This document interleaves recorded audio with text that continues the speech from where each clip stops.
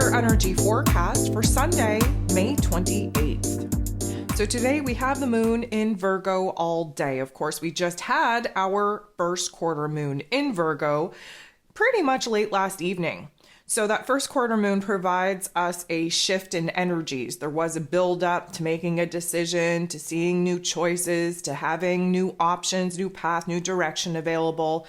This first quarter moon has agitated us, frustrated us, showed us what isn't working. And of course, in true Virgo fashion, we are here to fix and solve the problem. We are focused in on the smaller details of the inner workings of our mind, of our emotions, of our circumstances, seeing where the obstacles and challenges are, and of course, very focused on how we're going to resolve them. The Virgo energy has us in cleanup mode, tying up the loose ends, focusing in on where we can create order out of what has been a little bit chaotic. So we are still in the mode of trying to wrap our head around a couple of things. Of course, Mercury ruled, and we are processing, sorting out the details of our inner realm, and of course, really examining where the activations, where the triggers are coming up in our physical circumstances so that we can attack it like a problem and of course tap into some very innovative solutions. There are 11 different aspects here today. 8 of them will involve the moon. Right out of the gate, we have the moon in Virgo making a positive interaction with Chiron, the wounded healer. Now, I love this because it suggests that we are growing, we are healing, we are coming up with solutions, we are fixing things. And again, don't get too ahead of yourself. We want to take the small wins where we can get them, but we are kind of on the path of fixing our issues, fixing our problems, especially with how it is that we've been feeling about ourselves. Of course, we've been going through this reinvention period, this rebranding period, if you will.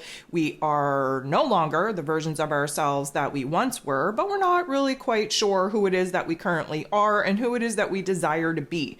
We are slowly but surely putting those puzzle pieces together, and we are revealing where it is that we want to go from here.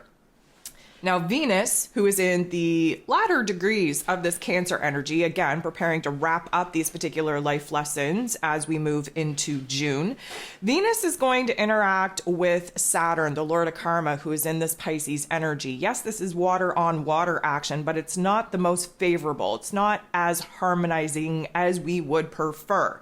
Saturn kind of brings a reality check. Venus, being in this Cancer energy, is very focused on what it is that we have to build for ourselves to feel safe, to feel secure, not only in our emotional realm, but in our physical realm as well. We're very focused on examining our routines, our relationships, our finances, and our physical realm circumstances. What is working, what isn't working, what could be strengthened, what could be a little bit more supportive, and recognizing that we can't sit around and wait for someone to come and kind of kick our butts into problem solving mode. We actually have to do the work ourselves, and that's what Saturn is kind of advocating for. You got to do the work. You got to get your hands dirty. You have to kind of stop being complacent, rise up to the challenge, to the new roles and responsibilities that are coming with the new timelines, the new storylines that we're moving into. And we have to examine where it is that we have to start taking care of ourselves in a very different way than what it is that we've been used to. The moon in Virgo will make another interesting interaction, this time with Pluto, the great transformer himself, who of course is retrograde at a 0 degree in Aquarian energy. And as you know, the Virgo energy, the Plutonian energy, they work very well together because the Plutonian energy is kind of unearthing some blockages, some challenges, some old narratives, some old programming, some old conditioning in the deepest, darkest depths of our psyche, while the Virgo energy is kind of surface level, you know, kind of in the egoic realm of our mentality, of our emotions. So we are peeling back some layers here. We are getting down to the nitty gritty. We are identifying some problems or some problematic areas in our programming, in our perspective, in our thoughts, in our narrative. This is all an inner realm analyzation in order for us to see where the blockages are, how we can reframe them, rewrite them, how we can create a much stronger, more supportive type of narrative. And of course, we are in problem solving mode. So this is, although it may feel uncomfortable, this is eventually going to reveal where it is that we have to kind of wrap our head around where it is that we're blocking ourselves and where it is that we have to rewrite those particular narratives in order to provide us the freedom to actually move on. So here's where things get a little bit sticky. The sun shining a bright light in this Gemini energy, which of course is very extreme, very dualistic, very polarized in nature. Because again, we have two different paths, two options, two directions.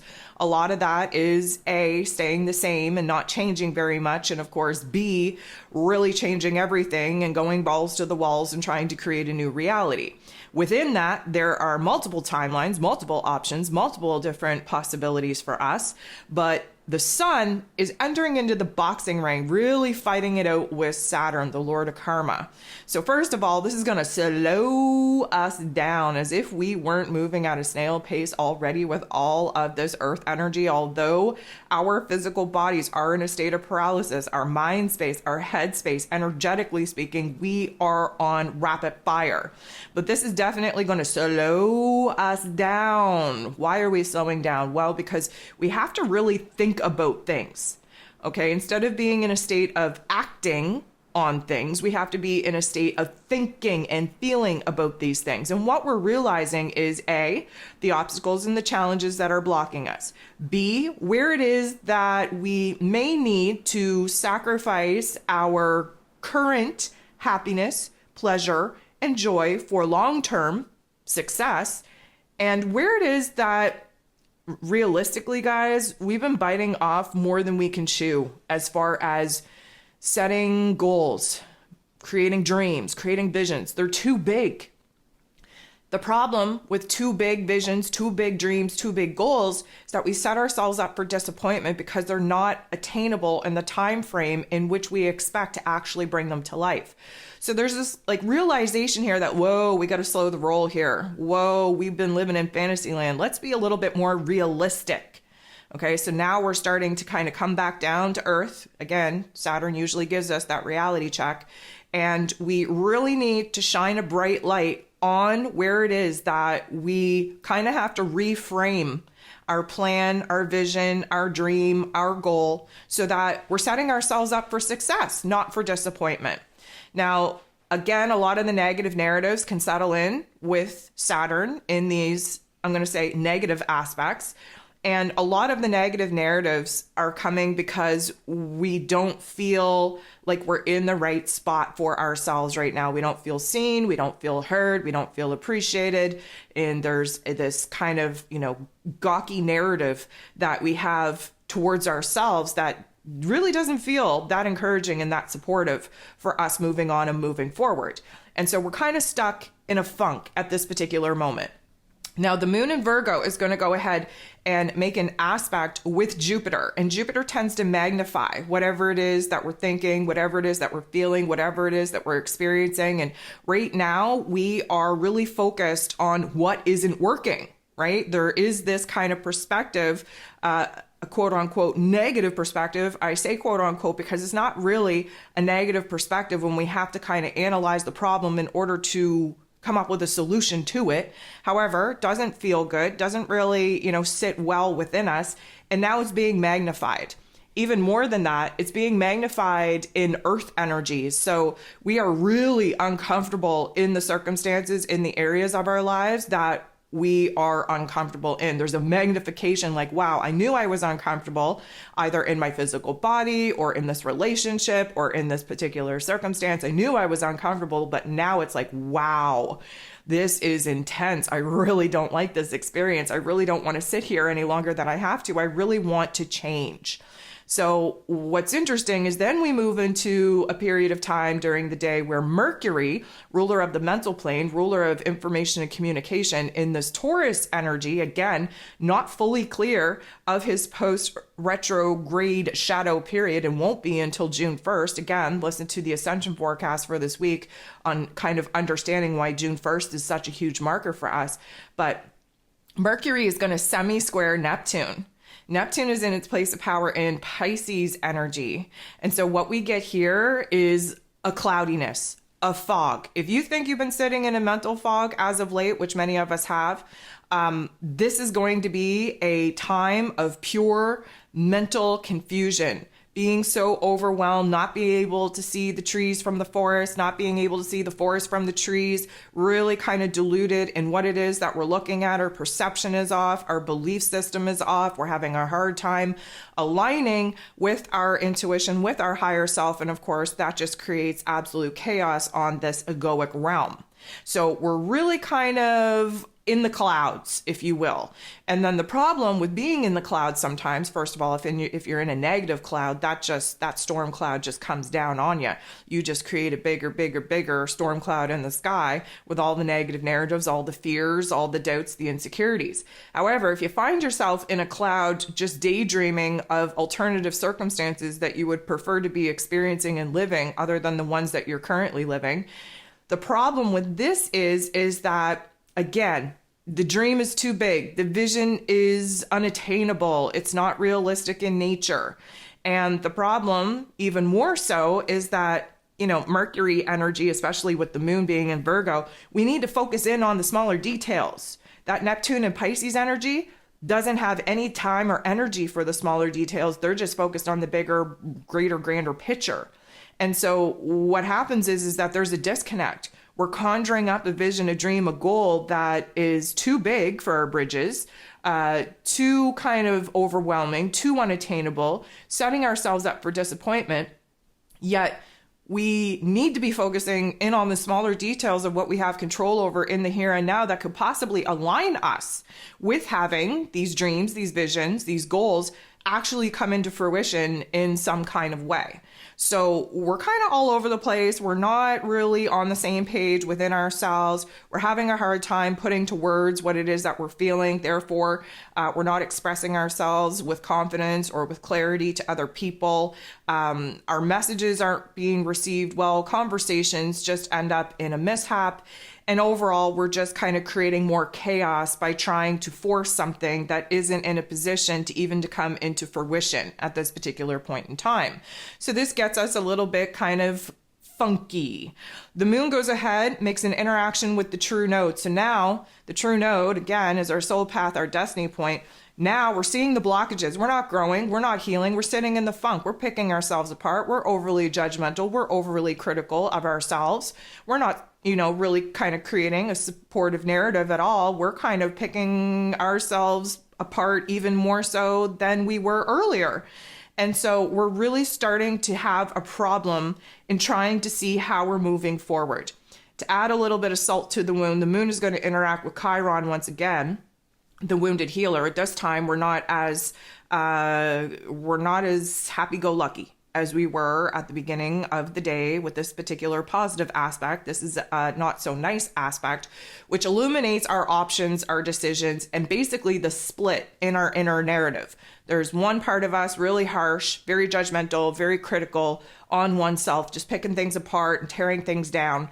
And then the other part of us is trying to build up something supportive and healing and encouraging from the narrative that we are realizing isn't doing us any kind of justice, isn't helping us to grow, isn't helping us to heal. Now, the moon is going to semi-square Mars, which is going to add a little bit more tension to the whole dynamic here. Mars is in Leo energy, has been stunted out in taking action, taking risks, being bold and brave and courageous like we are naturally supposed to be in this Leo energy. We haven't been able to make moves. We haven't seen any kind of progress.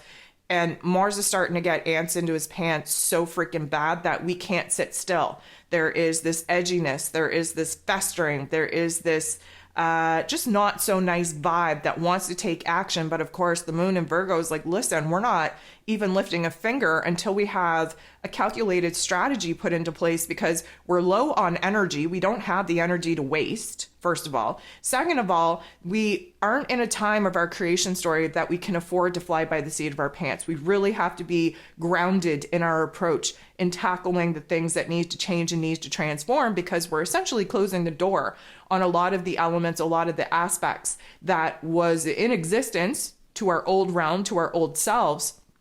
and we aren't quite anchored in to the new circumstances, the new energy, the new intent, the new perspective, the new goals that we currently have for ourselves. There is a disconnect there, and therefore we're getting a little bit heated, if you will, because we want to see progress. We want to take action. We want to make moves. We have a saving grace here towards the end of the day. The moon in Virgo is going to trine with Uranus. Uranus is the great awakener in this Taurus energy. And so we have some earth on earth action here. But what I love about this is that Uranus brings in a different perspective. He shocks us. He rattles us up. He downloads us with an aha moment, with an epiphany, with a sudden shift in perspective and understanding.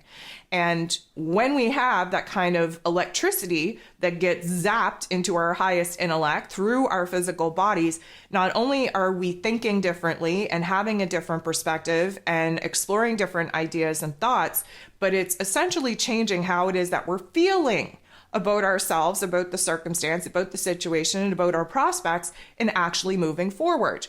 We're going to wrap the day up with the moon in Virgo, sextiling, which is a beautiful energy, with Venus, the goddess of love, beauty, worth, pleasure, money, in this Cancer energy, very fluid, very healing, very transformative when it comes down to recognizing our basic needs for safety, security, support, encouragement, not only in our physical realms, but in our emotional realms as well.